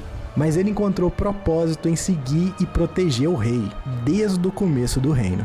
Depois que o Vendrick se exilou na cripta, esse clérigo resolveu dedicar sua vida a protegê-lo. e ele foi o responsável por morte de inúmeros que tentaram perturbar o Vendrick. Agora, como tem muito tempo que o clérigo tá aí protegendo o rei Vendrick, os milagres dele começou a ser afetado e agora se tornaram corrompidos. São milagres negros. Bom, essa luta contra o Vestalt é uma luta bem complicadinha, porque ele bate bastante e tem hora que eu tenho que pedir ajuda. E se a gente pedir ajuda pro HDN, ele aparece pra ajudar a matar o Vestalt. Afinal, ele queria trazer paz aos mortos da cripta e um monte de soldado não ajuda muito, né?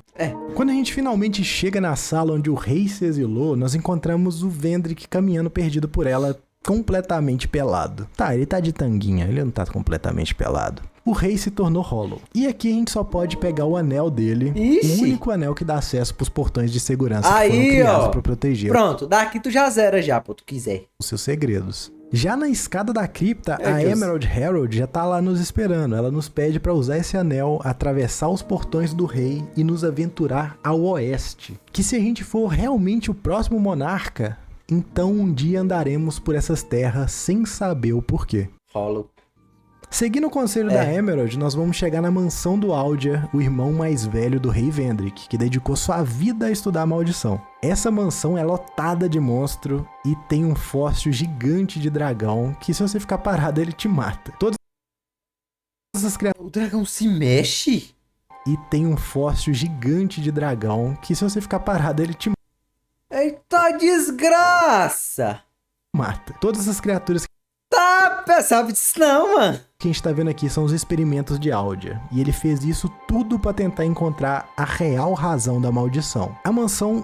Bizarro como eu já zerei esse jogo mais de 5 vezes e eu nunca vi isso na minha vida. É cheia de corpos de gigantes, cheio de criaturas deformadas, e no final dela nós temos um Wyvern engaiolado. Esse Wyvern tá servindo de guardião pro elevador que nos leva a Dragon Iron. Eu acho bonito esse local é o ponto mais alto do reino e é onde os Wyvern têm ninho.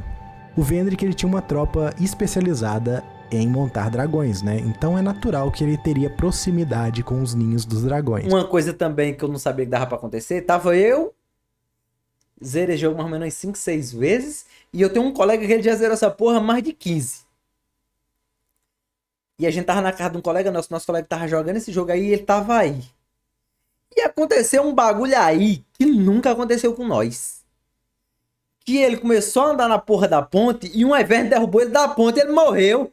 E eu fiquei, como é que ele fez isso? Bem na entrada a gente encontra a Emerald Herald nos esperando.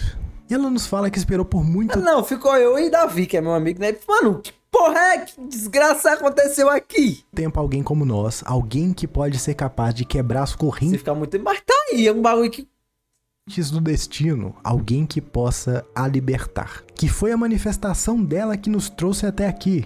E que no castelo existe um dragão que cuidou do mundo por eras e que ele nos receberia de bom grado. Essa revelação da Emerald, que foi ela que nos trouxe até Draenlake, abre muita teoria que a velha na cutscene inicial seria a Emerald do futuro que atraía pessoas para Draenlake do Essa teoria é velha. Passado para tentar mudar o destino. Ou uma teoria menos elaborada que é apenas uma projeção dela como velha para enganar as pessoas. Nesse ponto da história, a segunda opção parece absurdamente mais viável e realista. Mas, mais pra frente, a gente talvez comece a perceber que a primeira faz mais sentido. Ao atravessarmos os ninhos dos dragões e chegarmos no primeiro bonfire próximo ao castelo, nós somos surpreendidos pela entidade novamente. Ele nos pergunta por que somos tão apegados a esse mundo terrivelmente distorcido.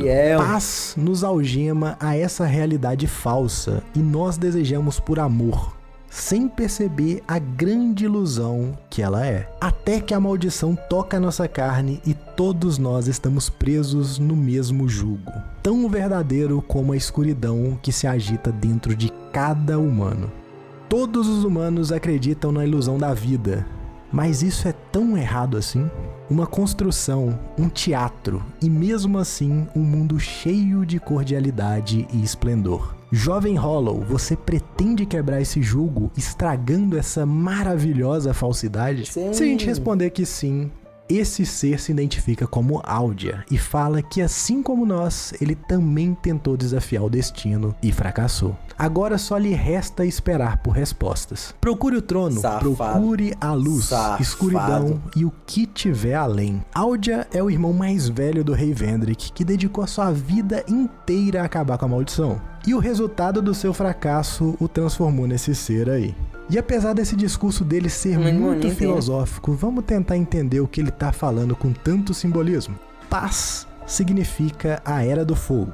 E Aldia quer entender por que, apesar de vivermos nesse mundo decaído, cheio de sofrimento, ainda queremos estendê-lo. Por que queremos continuar esse ciclo? A Era do Fogo é apenas uma ilusão destinada a acabar. E por mais propósito que cada um de nós encontremos durante essa fase, e quão diferente eles sejam, por mais incríveis que sejam esses feitos, no final nós estamos todos unidos pelo mesmo jugo. Tudo vai acabar, todos vão se tornar Hollows e o ciclo vai se repetir novamente. Jugo é uma palavra que se refere a uma ferramenta que amarra bois para forçar eles a trabalhar puxando coisas juntos. Mas também é uma metáfora para a escravidão.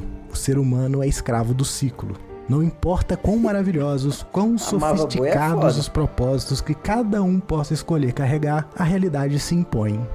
E no final tudo isso acaba. Aldia claramente se tornou um niilista, depois que ele fracassou tentando quebrar a maldição da humanidade. Niilismo é uma filosofia que encara a vida como indiferença, que nada realmente importa, já que tudo é falso e criado artificialmente para nos dar conforto em uma realidade cruel que nós não somos capazes de suportar.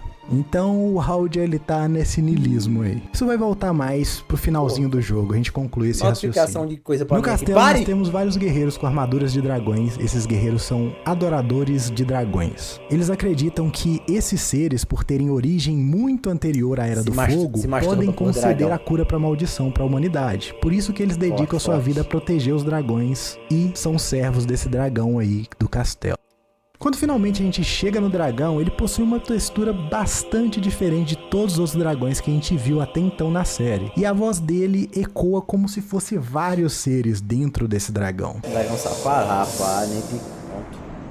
E o dragão se refere a ele como nós, como se tivesse mais de uma entidade dentro do corpo. E ele nos diz que a maldição da vida é a maldição do desejo. Então olhemos na neblina em esperança de encontrar. Porque todo mundo só fala na filosofia aqui, mas eu sou contra a filosofia. Eu sou contra. Coração da névoa cinzenta, que dá a habilidade da gente entrar em memórias de alguns seres mortos. Esse dragão é um chefe opcional, tem como a gente matar ele. Somos mamíferos. Boy, esse boss é horrível pra matar, porque ele tem 50 milhões de vida. E você bate nele, e o filho da puta não morre, porque ele tem muito HP. Caso a gente mate ele, ele vai dropar uma alma de um gigante e ossos de dragões petrificados. O que quer dizer que esse cara não era um dragão. Ele era algum experimento que Aldia fez juntando os ossos de dragão com as almas dos gigantes que ele coletou durante as guerras. Aldia, ele já acreditou que os dragões poderiam ser a solução para a maldição, então ele quis recriar um dragão para ver se isso quebrava a maldição dos seres humanos e quebrava o ciclo. E bom, esse vídeo tá gigantesco. E se essa história não tá complicada o suficiente para você, prepara que agora o negócio vai ficar totalmente biruleibe. Agora com esse item a gente consegue entrar nas memórias de gigantes mortos nas florestas dos gigantes. E nessas memórias a gente revive as batalhas que aconteceram entre Drangleic e os gigantes querendo revanche. E nessas memórias a gente ajuda as tropas de Drangleic. E uma das memórias a gente luta contra um rei gigante. E nós o derrotamos. Bom, se você lembra do começo do vídeo, que tem bastante tempo, o primeiro chefe que a gente enfrenta é o último gigante. E ele parece extremamente bravo quando nos viu. E agora a gente sabe por quê. Esse item que o dragão nos deu tem o poder não só de reviver as memórias, mas sim de nos fazer voltar no tempo. E nós, desde sempre, fomos os chegando heróis notificação de e-mail pra mim, eu nem ativei isso, mano. Ajudar Draenlake a sobreviver ao ataque dos gigantes. Por isso que o último dos gigantes nos odiava tanto. Ele era o rei dos gigantes, que depois de ser derrotado por nós, foi preso e torturado por centenas de anos. Então nesse Dark Souls, assim como a DLC do primeiro, nós fazemos viagens no tempo e acabamos descobrindo que estamos presos em um ciclo sem começo e fim. Já que as ações nossas do futuro influenciaram o passado, que influenciaram o futuro e, bom, não tem mais onde começou, né? Tempo na série Souls é sempre uma coisa conturbada que vai se sobrepondo e por isso é muito difícil colocar essas histórias numa linha cronológica que faça sentido. Por isso que eu demorei bastante pra conseguir fazer esse roteiro. Porque é complicadíssimo isso aqui. Que você vai trabalhar com linha do tempo, se não tivesse nenhuma DLC, nós poderíamos ir pro final do jogo. Mas ainda falta 3 DLCs e nós vamos passar por ela antes de zerar o jogo, porque elas fazem muito sentido pro final e vai ajudar a gente a entender o final. A primeira é a Sunken King. Um grupo de viajantes em busca de abrigo encontrou uma caverna e, movidos pela curiosidade, eles acabaram encontrando um dragão ancestral dormindo dentro dessa caverna. Admirados pela beleza e a imponência desse ser, esse achado não poderia ser uma coincidência. Certamente havia uma razão maior para esse grupo de viajantes em busca de abrigo achar uma criatura tão majestosa. E com base nessa crença, uma vila foi construída ao redor do local onde esse dragão dormia. E com isso, rituais, cultos e canções foram feitas para esse ser. Ele se tornou o guardião dessa vila. Muitos faziam isso em admiração e outros em pavor que um dia esse dragão acorde e destrua tudo. Com o tempo, a vila foi crescendo e prosperando, agora ela já era um reino, e muitos viajantes começaram a visitá-la, admirar sua cultura e os rituais em homenagem ao dragão que abençoava aquele povo. Uma sacerdotisa de uma terra distante veio ao reino admirar esse dragão, e a sua dedicação aos rituais e canções foram tão grandes que chamou a atenção do rei, que se apaixonou por ela e a fez rainha. Um reino com um dragão vivo ganha notoriedade muito rápido, e com a notoriedade, pessoas mal intencionadas também viriam para esse reino. Foi aí que a cidade começou a ser atacada por um culto de cavaleiros liderados por Sir Jorrand. Esses homens, eles tinham uma crença que se banhar com sangue de dragão os daria conhecimento ancestral e uma forma de transcender a vida humana, assim saindo do ciclo. A batalha foi intensa, o líder dos cavaleiros acabou assassinando o rei e finalmente, com acesso ao dragão, ele pegou a sua lança e cravejou no peito do dragão. Só que essa lança não matou o dragão, ela simplesmente acordou o dragão. E o ferimento serviu para essas toxinas que estavam dentro do dragão saírem e começarem a se alastrar pela cidade. Junto a um dragão furioso que também começou a destruir a cidade e atacar todo mundo. Bom, e aqui nós temos duas teorias. Tem gente que acredita que esse dragão estava envenenado e por isso que ele não acordava. E a ferida foi apenas uma maneira dessas toxinas saírem do corpo do dragão. E a outra teoria eu vou contar já já. No começo da DLC nós encontramos esse dragão voando e vamos explorar as ruínas dessa civilização antiga. A primeira chefe que a gente encontra aqui é a rainha Elana. Ela é a sacerdotisa que sobreviveu ao ataque dos cavaleiros e à revolta do dragão. Depois do ataque, Elana se refugiou nesse antigo templo enquanto juntava almas para se vingar. Ela é um chefe que fica invocando outros inimigos cobertos de veneno e moldados pelo veneno. Uma das suas invocações é aquele clérigo Vestalt, que é o guarda-costa do rei Vendrick. E só essa invocação abre mais teorias, que os cavaleiros que invadiram esse reino eram na verdade soldados do Vendrick em busca da cura da maldição. Afinal, seu irmão Aldia já teve grande fixação em dragões e até mesmo tentou recriar um. Então, não é forçar muito imaginar que essas tropas foram lideradas por Draenlake, e a invocação que Elana faz é baseada em sua experiência ao ver Vestalt lutando. Depois que a gente mata Elana, a gente descobre que ela na verdade é um fragmento de Manus, o último boss da DLC de Dark Souls 1.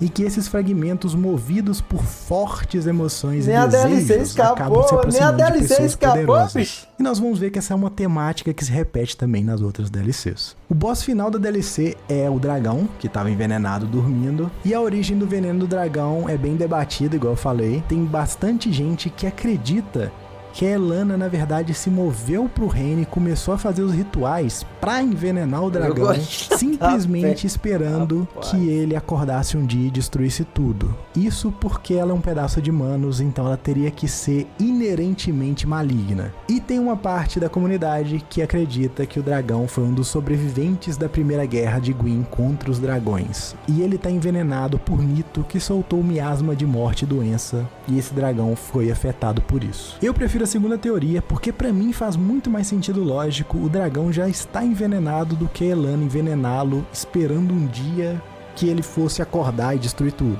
Mas Dark Souls é aquilo, né? Ele deixa muito ponto aberto pra interpretação e você pode escolher qual faz mais sentido. Nossa próxima DLC é a do Rei de Ferro, e eu já contei praticamente toda a história do Rei de Ferro aqui. Nessa DLC nós visitamos a Torre de Brume, que é onde o rei governava e construiu as suas grandes fornalhas para a produção de ferro. Aqui nós encontramos essa figura deformada em chamas, que existem várias delas, e nós precisamos acabar com todas para os sussurros de uma mulher se acalmar. Assim como a rainha da DLC antiga era um fragmento de Manos, essa mulher chamada Nadalia também era um fragmento de Manos que veio até a torre em busca do Rei de Ferro. Mas quando ela chegou, o rei já havia partido e ela se dedicou a esperar o rei voltar. Com o passar do tempo, ela fragmentou sua alma em vários pertences do rei, a ponto de perder até mesmo o seu corpo. Sabe o que é foda nessa parada aí? Pertences. Muitos aventureiros então começaram a ser atraídos pela torre, porque a torre era cheia de riquezas de um antigo monarca muito poderoso. No 1 e Só no que quando 3, eles chegavam nessa torre, eles acabavam se deparando com a Nadalia, que consumia... Você consegue acertar as coisas, abrir porta, sem tomar dano. E nesse não tem, tá ligado? Nesse tu toma, boy. Aí vem quando tu vai fazer isso aí, tu toma e dos inimigos, e os inimigos é complicado, bicho. Suas almas e os tornava servos, com o único intuito de proteger a torre e aguardar o retorno do rei. Nessa DLC a gente conta 3 chefes relevantes. Nós conseguimos utilizar o nosso poder de ver memórias para entrar nas armaduras que um dia pertenceram ao Sir Alone, o guerreiro que ajudou o Rei de Ferro a erguer seu exército e que se afastou do rei quando percebeu que ele estava ficando muito ganancioso. Nessa memória, nós somos transportados para onde Alone se refugiou e podemos, matá-lo. E isso também é um motivo de muitas teorias. Existe uma parte da comunidade que acredita que assim como o gigante rei foi morto por nós ao voltar no tempo, criando um ciclo sem começo e fim, o Sir Alone também foi morto por nós e por isso ele nunca mais é visto. Mas também existe uma parte da comunidade que acredita que estamos revivendo a memória do Rei de Ferro que foi atrás do Alone após se sentir traído pelo seu fiel amigo, e o embate dos dois acabou com a morte do Alone. E com isso o rei trouxe de volta as armaduras do antigo amigo dele, e agora a gente tá acessando a memória das armaduras. Sinceramente, as duas me parecem mega plausíveis, e aí depende de cada jogador escolher qual teoria ele deseja acreditar. Mas se dessa vez não foi a gente que mudou o passado, teoria, esse poder que o dragão nos deu viver de teoria é complicado e é muito inconsistente. Então ele meio que prejudica a teoria que fomos nós que matamos o rei gigante. Mas usando como base a DLC do primeiro jogo, que nós voltamos no tempo e influenciamos o passado do Artorias, eu gosto de continuar com essa teoria que fomos nós que mudamos o passado e não tem começo nem fim, porque ela encaixa mais com a temática do jogo. Outro boss é outro demônio da fornalha, que aqui também existe, outro demônio da fornalha. E por fim, o último boss dessa DLC é da hora, é azul pelo menos, né? É o irmão do Vestalt, é azul pelo menos, é diferente. Os dois sempre foram guerreiros completamente diferente, é azul, até que um dia os dois brigaram. O Jaime foi derrotado e considerado traidor pelo reino, e assim ele foi exilado. Em busca de mais poder para se vingar de Vestalt, Jaime acaba se encontrando nessa torre, e sobre a bênção de Nadalia, ele ganha um novo propósito e começa a tratá-la como mãe, e vive ali protegendo a torre à espera do Rei de Ferro, que nunca aconteceu. Que fofo. E por fim, a nossa última DLC, a Ivory King. Em uma pequena cidade coberta por neve, uma rachadura no chão foi descoberta. E dessa rachadura um calor forte e até confortante para quem vivia em uma terra tão gelada. Com o passar dos anos, o calor da rachadura estava cada vez mais forte e dele labaredas de fogo eram expelidas. Os moradores que entravam em contato com essas labaredas não eram queimados, mas sim transformados, deformados em bestas violentas que destroem tudo ao seu redor. Com os moradores se transformando em demônios, a cidade começou a ser esvaziada e a notícia se espalhou. Até que um cavaleiro de uma terra distante, intitulado como Deus da Guerra, juntou as suas tropas e foram até a cidade infestada por demônios. E após uma longa batalha, ele conseguiu fazer esses demônios recuarem de volta para a rachadura. Depois de tamanho feito, esse cavaleiro foi intitulado Rei e sua primeira tarefa foi reunir exércitos e criar uma fortaleza cercada por muros, com o nome de Eleon Lois. Não era para defender quem vive dentro da fortaleza, mas sim para evitar que algum dia a chama volte e se alastre pelo mundo. É bonito esse castelo, seu trono né, foi por erguido fora. bem em cima da rachadura, e não era como arrogância, era porque ele queria ser o primeiro ponto de defesa contra essa grande ameaça. Eu também nunca zerei não, isso aí não, as DLC. Aí que tá, a única coisa boa que o rapaziada fala bem de Dark Souls 2 é as DLC. E eu não zerei também não.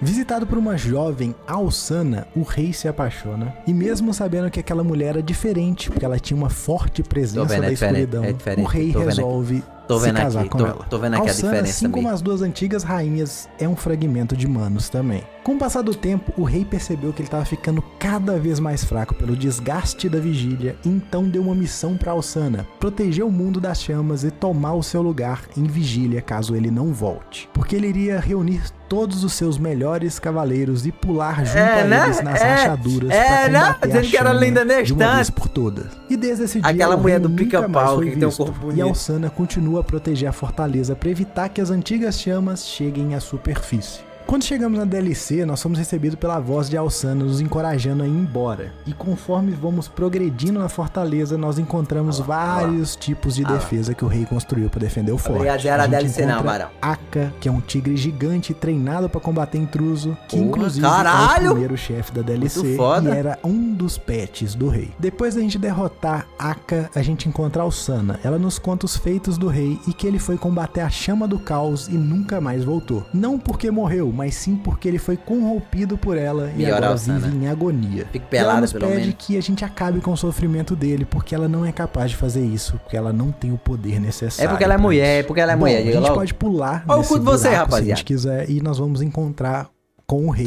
Essa é uma luta cheia de inimigos além do rei, e para deixar ela mais justa, a gente precisa explorar o castelo em busca de 3 cavaleiros. Esses 3 cavaleiros juraram lealdade ao rei e estão esperando que alguém os lidere para pular na rachadura. Quando a gente acha os 3 cavaleiros e pulamos na rachadura, aí nós Essa voz chegamos é legal. na última luta dessa DLC. Essa é uma luta bem diferente, porque Esse você tem que dia eu vi um cabo platinando, tá ligado? Aí ele mostrou essa cena aqui. Mó legal, que os caras vão lá e tapam os portão. preocupar com os cavaleiros que você levou para que eles não morram, porque se você deixar eles por conta própria, provavelmente eles vão morrer. Então, o objetivo aqui é você deixar o máximo de cavaleiros vivos para quando o rei chegar, você ter o máximo de ajuda possível para enfrentar o rei. Essa história dessa DLC, ela quebra um pouco o padrão do que nós vimos até então nas DLCs anteriores do jogo. A DLC, a única coisa que é diferente mesmo, né? Em busca de mais poder e foram atraídas por grandes monarcas e todas elas sucumbiram ao seu sentimento e se tornaram criaturas agressivas e obsessivas. Mas Alçana não. Alçana, apesar de ser um fragmento de Manos, ela foi acolhida, compreendida e apesar da sua natureza sombria, lhe foi dado um novo propósito nobre, que era combater o caos. Não, promoção isso boa você não começa acha, uma não. pequena discussão na série que é, será que tudo que vem da escuridão é realmente maligno? Ou Jogo será que de combater e reprimir o que de lá 1910, vem, sem Os caras tentar não lançam entender, promoção que preste, não. é o que os torna tão poderosos e agressivos, ao ponto de Só o serem 2 pega um inevitáveis? preço em bom. Essa é uma das perguntas que essa DLC nos faz e é uma pergunta 1 e extremamente 3 é mais de 100 importante para ser feita na série inteira. Cada DLC dessa, no final nós pegamos uma coroa e agora nós podemos agora é da voltar Sony na também, tumba né, do a From Vendrick Software? e conversar com ele no passado. E descobrimos o motivo real do Vendrick não querer reacender a chama. O Vendrick descobriu que mesmo se ele reacendesse a chama, a maldição não iria acabar, ela seria apenas adiada. E que era inevitável um dia Drang Lake cair, o fogo se apagar e o ciclo recomeçar. Vendrick descobriu que estamos presos nesse ciclo infinito e nada que ele fizesse realmente iria importar, então ele preferiu simplesmente se isolar para sempre e não fazer nada. Mas Agora é nós tchola, podemos né, véi? finalmente ir para a sala do trono onde fica a primeira chama. No caminho da sala nós encontramos a Emerald Herald de novo e ela nos diz que a jornada dela já está completa. Que o nome dela é Shanalotte e que ela nasceu dos dragões, mas que ela foi feita por homem. Ela foi criada por aqueles que tentaram... Ou seja, pra quem não entendeu, um homem foi lá e comeu o Shebil do dragão e essa menina nasceu aí. 100% de verdade o que eu tô dizendo. Enganar o destino, mas eles falharam. Ela não foi um experimento que saiu do jeito que eles queriam. E o destino é insuperável. A humanidade será amaldiçoada novamente. Eita, e que se formos até a Sala do Trono, Nashandra virá atrás de nós, em busca do trono, da primeira chama e da grande alma que nós temos. Shanalosh provavelmente foi mais um dos experimentos que Aldia fez para tentar criar uma humana capaz de superar o ciclo das chamas. E para isso ele utilizou os dragões, que são seres que têm ligação com os primeiros dragões ancestrais. Mas o jogo não explica o motivo dela ser uma falha. Ela só explica que não deu certo, não foi bem sucedida. A vida é assim mesmo. Quando a gente chega na sala do antitrono, nós encontramos esses dois guerreiros aqui. Pronto! Esse é uma das lutas em dupla que é mais legalzinha, essa daqui. Que são de uma linha muito antiga de defesa. Não tem muita informação no jogo sobre esses dois, só que a função deles é defender o trono de almas fracas que tentam acessá-lo. Depois que a gente mata esses dois defensores, nós somos visitados pela Nashandra. Só que dessa vez ela tá na sua forma verdadeira. Aí, ó. You have proven yourself to me.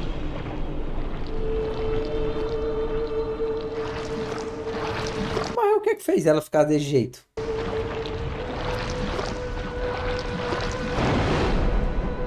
Porque tudo foi destruído mesmo, né? Nem ela escapou. Ela é um fragmento de Manos. É verdade. Todas as rainhas aqui também são, né? Das DLC, então faz sentido.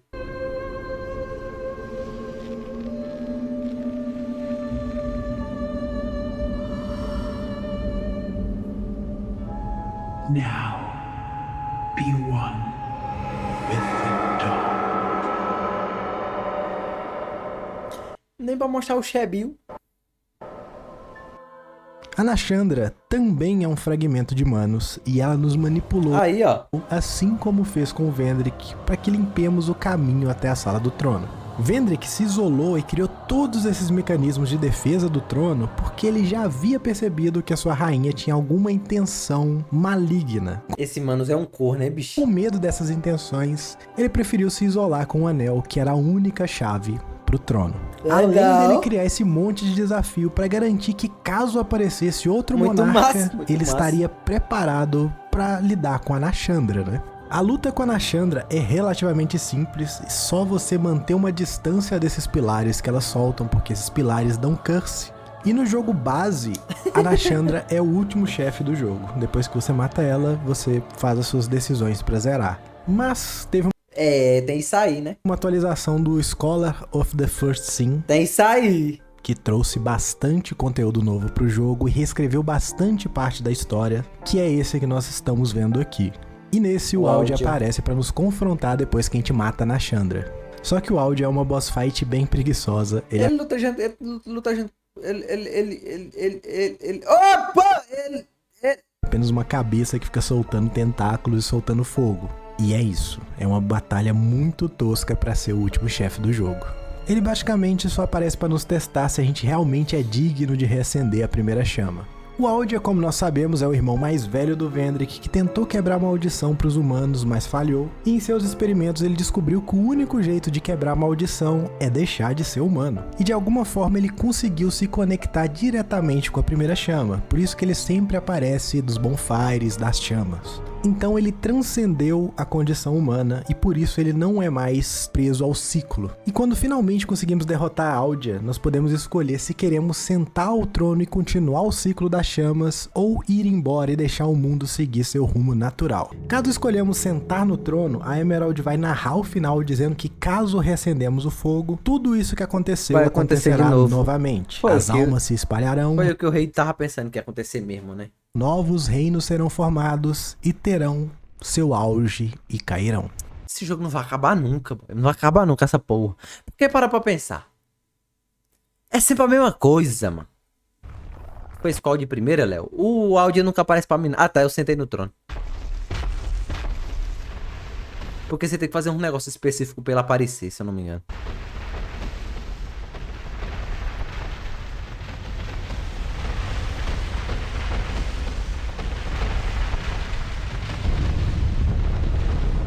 cozinho fechado. Nice, aí sim, vi vantagem. Você, aquele que ligou o fogo. Que ligou o fogo teu cu. Que os ursos amaldiçoam. Que os ursos? Rapaz, o meu inglês tá bom. And all of this will play out again. It is your choice to embrace or renounce this. É mesmo.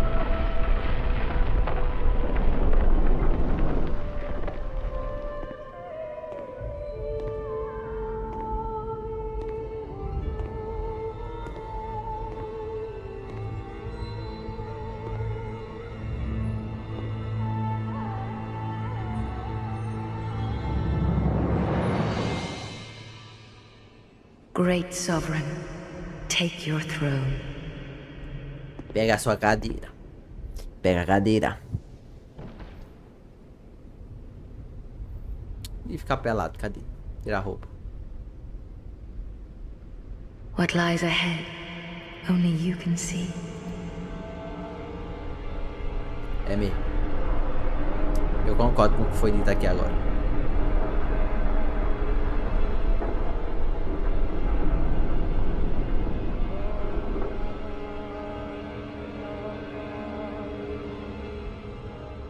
Zeramos. Mas existe um outro final, que é deixar a Sala do Trono. Nesse é Áldia que nos narra.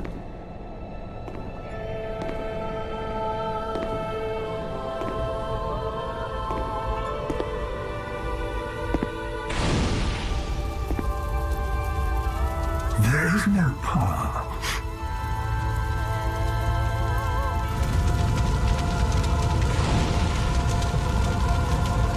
Beyond the scope of life, beyond the reach of love.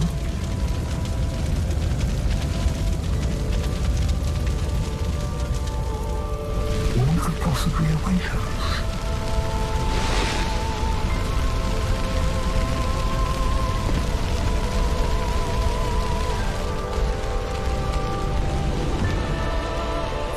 And yet we seek it insatiably. Such is our fate. Vai que alguém fala uma porra dessa e mete umas aspas a mais. Tá ficando complicado. Absolute Penis? Não existe caminho além da luz e da escuridão. Existe, não. Mas mesmo assim, nós escolhemos caminhar eternamente procurando por algo. Olha aí, rapaz. Porque esse é o nosso destino. Perfeito. Entender esse final depende da gente entender tudo que essa jornada tentou passar pra gente.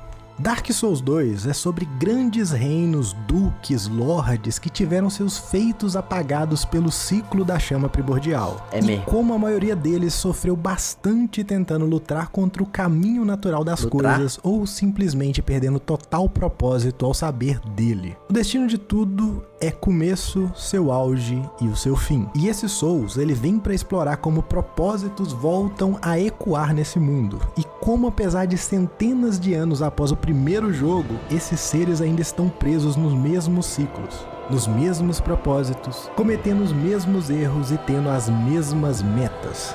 Esses propósitos são simbolizados na série como as almas brancas e almas de Lorde, que, como vimos, exercem influência sobre os seres que entram em contato com elas. Todas essas almas são fragmentos da chama primordial e, com o enfraquecimento dela, um ser precisa juntar esses fragmentos e se oferecer à chama para poder resetar o ciclo. Fazendo assim a chama ficar forte novamente e todas essas almas voltarem a circular no mundo, assim como a primeira vez. Por isso que a Emerald nos diz que se reacendermos a chama, tudo vai acontecer novamente do mesmo jeito. Porque as almas são as mesmas, os propósitos são os mesmos, e a humanidade voltará a ser amaldiçoada. A humanidade nasceu dos fragmentos da Dark Soul, como vimos no primeiro vídeo. Ela não tem propósito, apenas necessidades, sentimentos e vontade de preencher esse vazio. Por isso que somos atraídos pela chama, pelas almas, pelos propósitos passageiros, mas já pré-definidos na Era do Fogo. O objetivo final desse jogo é o trono, e ele chama Throne of Want, o trono do desejo. Desejo é algo que sentimos muitas vezes sem nem saber o porquê. É aquilo que nos move, nos impulsiona e pode nos controlar, como a Emerald nos diz desde o começo do jogo. Andaríamos pelo reino de Drain Lake sem saber o porquê. Fazemos tarefas, superamos desafios, tudo em prol de preencher esse desejo, preencher esse vazio. Que foi preenchido momentaneamente pelo propósito de se sentar no trono. Um propósito que nem era nosso, porque nem sabíamos da existência do trono.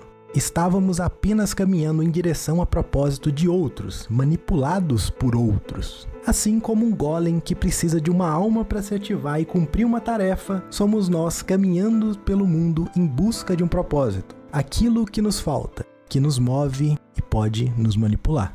Dark Souls 2 é um jogo sobre a condição humana, é um jogo sobre desejos, propósitos e como eles nos movem. Como criamos, amamos, matamos e até mesmo morremos por propósitos. Mamamos? E apesar de parecerem tão poderosos, são coisas fugazes, eles escorrem entre nossos dedos. Grandes reinos decaídos, nomes de grandes guerreiros esquecidos, histórias que nunca serão contadas, memórias para sempre apagadas. Tudo que resta é esse vazio que me faz querer mais e mais, esse vazio que nunca se satisfaz. Escolher o final de sair da Sala do Trono é uma resposta direta ao niilismo de Áudia. É saber da realidade cruel e sem sentido que nos cerca, mas mesmo assim abraçar esse absurdo. É lutar contra o destino por mais irracional que pareça. É tentar escapar do inescapável. É saber que nada que façamos vai realmente importar para aquele mundo. Mas mesmo diante de toda a irrelevância dos nossos atos, nós escolhemos abraçar o absurdo e lutar. Nós escolhemos encontrar o nosso próprio propósito. Nós escolhemos ser humanos.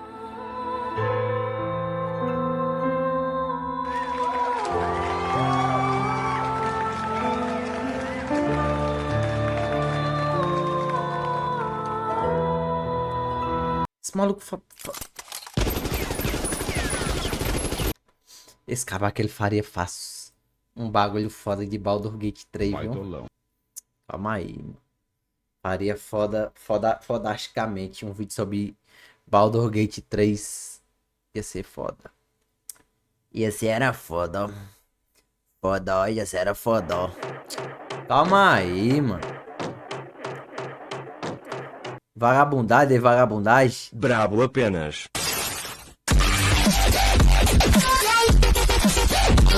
Vocês estão com vagabundagem aí, mano. Gostei do vídeo aqui, mano. Gostei. Achei foi bom.